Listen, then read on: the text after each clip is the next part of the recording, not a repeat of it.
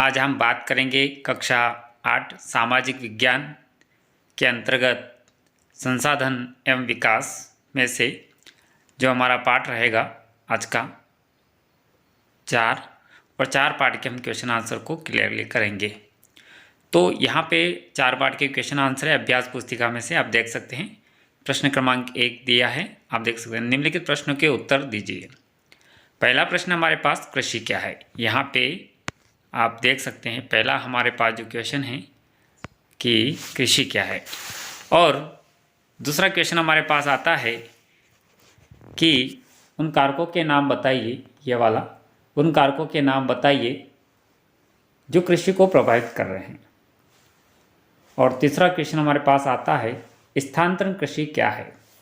स्थानांतरण कृषि क्या है वो हमें नाम बताना है। और यहाँ पर देखेंगे स्थानांतरण कृषि क्या है, इस कृषि की क्या हानियाँ हैं, मतलब इस कृषि की क्या क्या हानियाँ हैं, इसके बारे में भी हम पढ़ेंगे। चौथा क्वेश्चन हमारे पास आता है कि रोपण कृषि क्या है। रोपण कृषि क्या है, जो कि ये प्रश्न वेरी इंपॉर्टेंट है, बहुत ही आईएमपी क्वेश्चंस हैं। वृक्षारोपण क्या है। और अगला क्वेश्चन हमारा होगा कि सरकार किसानों को कृषि के विकास में किस प्रकार मदद करती है। सरकार किसानों को कृषि के विकास में किस प्रकार मदद करती है। वेरी इंपॉर्टेंट क्वेश्चन है, यानी कि हम इन 5 क्वेश्चनों को जो हैं आज सीखेंगे। तो हम चलते हैं हमारी पहले क्वेश्चन की तरफ। तो आपको जो हमने पहले क्वेश्चन बताया था कि कृषि क्या है, तो कृषि का आंसर आप देख सकते हैं यहाँ पे। कृषि क्या है, कृषि क्या है, तो देखेंगे कृषि फसल फलों, कृषि जो है फसलों, फलों, सब्जियों, फूलों को उगाना और पशुपालन संबंधित सभी क्रियाएं कृषि कहलाती है। कृषि एक प्राथमिक क्रिया है, यानी कि कृषि के बारे में आप समझ गए होंगे कि कृषि क्या है। तो फसलों, फलों, सब्जियों, फूलों को उगाना और पशुपालन संबंधित सभी क्रियाएं कृषि कहलाती है। कृषि एक प्राथमिक क्रिया है। तो यहाँ पर हमारा जो क्वेश्चन था समझ में आया होगा। अब दूसरा क्वेश्चन ये है कि उन कारकों का नाम बताइए जो कृषि को प्रभावित करते हैं। हमें उन नाम बताना है जो कृषि को प्रभावित करते हैं। तो देखिए हमारे पास कृषि को प्रभावित करने वाले कारक, जो कि हम आपको बता देते हैं। कृषि को प्रभावित करने वाले कारक, यानी कि पहला कारक है स्थलाकृति, स्थलाकृति। दूसरा मृदा, स्थलाकृति, मृदा और जलवायु, ये तीनों जो हैं कृषि को प्रभावित करने वाले कारक हैं। तो यहाँ पर हम चलते हैं। अगला क्वेश्चन हमारे पास स्थानांतरी कृषि क्या है, इस कृषि की क्या हानियाँ हैं। जो स्थानांतरी कृषि है ये होती क्या है और इस कृषि से हमें क्या क्या हानियाँ हैं, तो हम पढ़ेंगे तीसरा क्वेश्चन।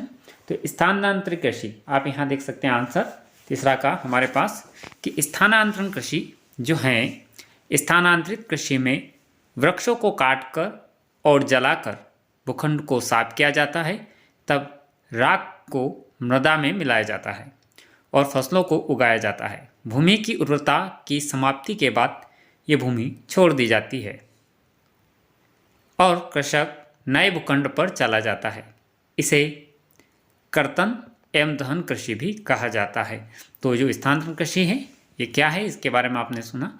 स्थानांतरण कृषि में वृक्षों को काटकर और जलाकर भूखंड को साफ किया जाता है, तब राख को मृदा में मिलाया जाता है और जो है फसलों को उगाया जाता है। तो यहाँ पर इसकी हानियाँ भी बताया कि हानियाँ क्या क्या है।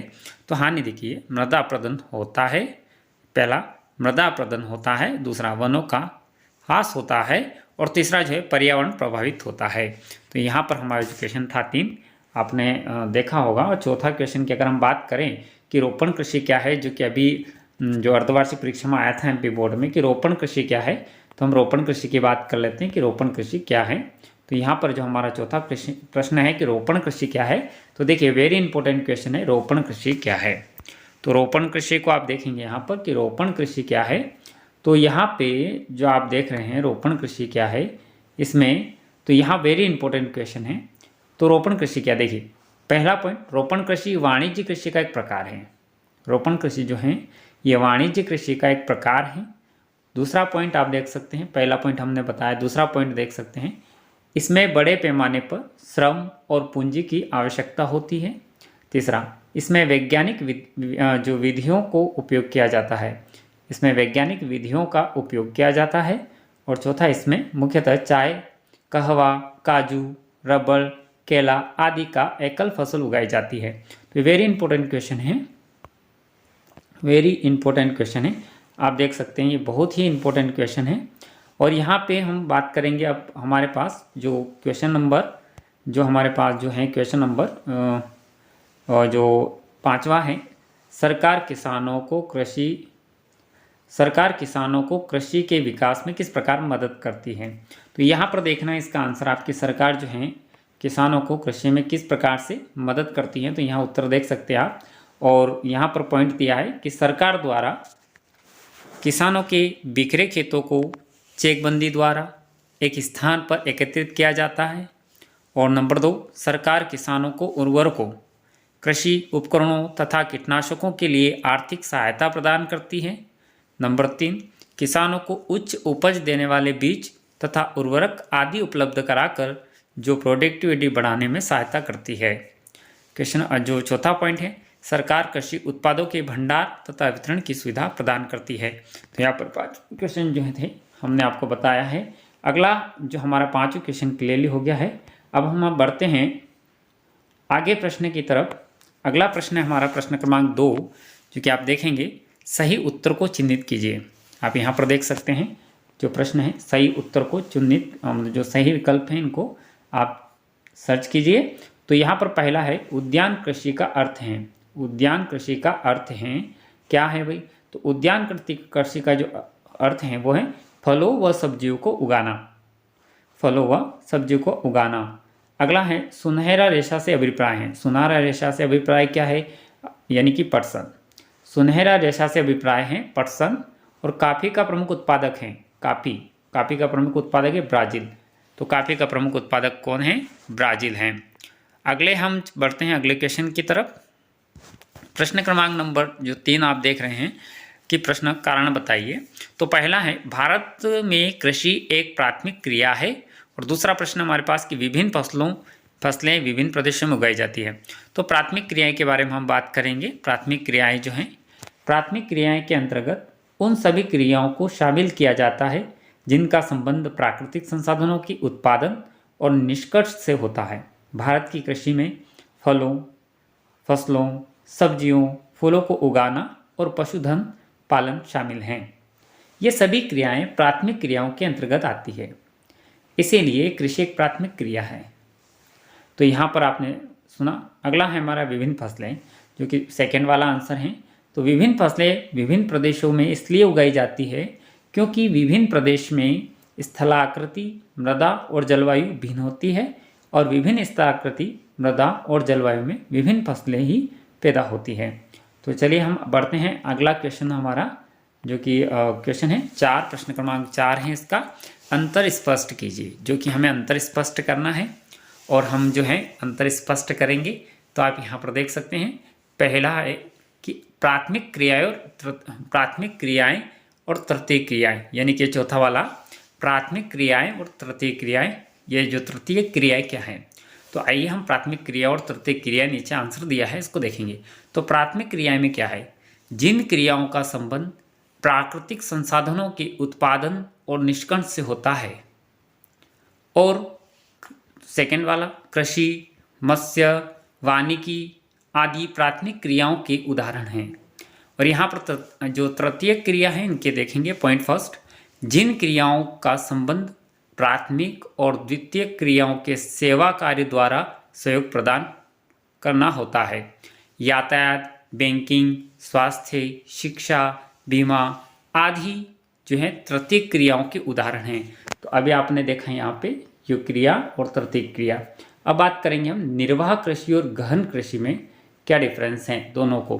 तो यहाँ पर देखेंगे, केवल कृषक परिवार की आवश्यकताओं को पूरा करने के लिए की जाने वाली कृषि निर्वाह कृषि कहते हैं। और निर्वाह कृषि के अंतर्गत एक वर्ष में केवल एक ही फसल उगाई जाती है और इसमें कृषि के परंपरागत तरीके का उपयोग में लाई जाती है। तो यहाँ पर यह था निर्वाह कृषि। हम बात करेंगे गहन कृषि। यानी कि भूमि के एक छोटे टुकड़े पर अधिक परिश्रम द्वारा अधिक उत्पादन प्राप्त किया जाता है। और गहन कृषि के अंतर्गत एक वर्ष में एक से अधिक फसलें उगाई जाती है। इसमें प्रति इकाई पूंजी और श्रम की मात्रा अधिक होती है। तो आइए बढ़ते हैं अगले क्वेश्चन की तरफ। हमारा अगला क्वेश्चन है 5वां, प्रश्न क्रमांक नंबर 5, जो कि आप देखिएगा। यहाँ पर क्रियाकलाप के माध्यम से आपको समझना है और देखना है। पहला है कि बाजार में उपलब्ध गेहूं, चावल, ज्वार, बाजरा, रागी, मक्का, तिलहन और दलहन के बीजों को एकत्र कीजिए, उन्हें कक्षा में लगाइए और पता लगाइए कि किस प्रकार की मृदा में जो है उगते हैं। प्रश्न नंबर 2 है जो हमारे पास इसी का है 5वां का, कि पत्रिकाओं, पुस्तकें, समाचार पत्रों और इंटरनेट के संग्रहित चित्रों के आधार पर संयुक्त राज्य अमेरिका और भारत के किसानों की पहचान शैली के माध्यम में अंतर पता कीजिए। तो यहाँ पर जो है आप देख सकते हैं, यहाँ पर दिया है इसका आंसर गेहूँ, चावल, मक्का, ज्वार, बाजरा, ज्वार दिया। तो चित्र छात्र स्वयं करें। यहाँ पर देख सकते हैं भारतीय किसान, यहाँ पर उत्तर है कि भारतीय किसान कुछ पॉइंट के माध्यम से आपको बताएंगे कि भारत में फार्म का आकार छोटा, लगभग 1 से 1.5 हेक्टेयर होता है और किसान मुख्य रूप से गांव में रहता है। किसान वर्ष में कम से कम 2 फसलें उगाता है और किसान अपने मित्रों और बुजुर्गों के साथ साथ सरकारी कृषि अधिकारियों से कृषि कार्य के संबंध में सलाह लेता है। और किसान खेती की जुलाई जो है भाई के ट्रैक्टर से या बैलों से परंपरागत विधि से करते हैं। तो मतलब आप यहाँ पर देख ही रहे हैं, किसानों के पास भंडारण की सुविधाओं की कमी होती है। तो यहाँ पर संयुक्त राज्य अमेरिका का किसान कैसा होता है उसके बारे में भी देखिए। संयुक्त राज्य अमेरिका में फार्म का औसतन आकार 250 हेक्टेयर होता है। किसान सामान्यतः फार्म में रहता है। किसान वर्ष में 1 फसल उगाता है और किसान उर्वरकों के कार्यक्रम की योजना बनाने में वैज्ञानिक मदद लेता है। उसका कंप्यूटर उपग्रह से जुड़ा हुआ होता है जो कि किसानों उसकी खेती की यथार्थ तस्वीर दे देता है। तो यहाँ पर थोड़ा अंतर है, जो हमारे जो भारतीय किसान हैं और जो संयुक्त राज्य अमेरिका के किसान हैं, दोनों में डिफरेंस है। क्योंकि यहाँ पे आप देख पा रहे हो इस प्रश्न को, तो समझ भी पा रहे होंगे। तो हम लेते विदा और मिलेंगे अगले चैप्टर के साथ। अब बने रहें SSM क्लास पे। जय हिंद।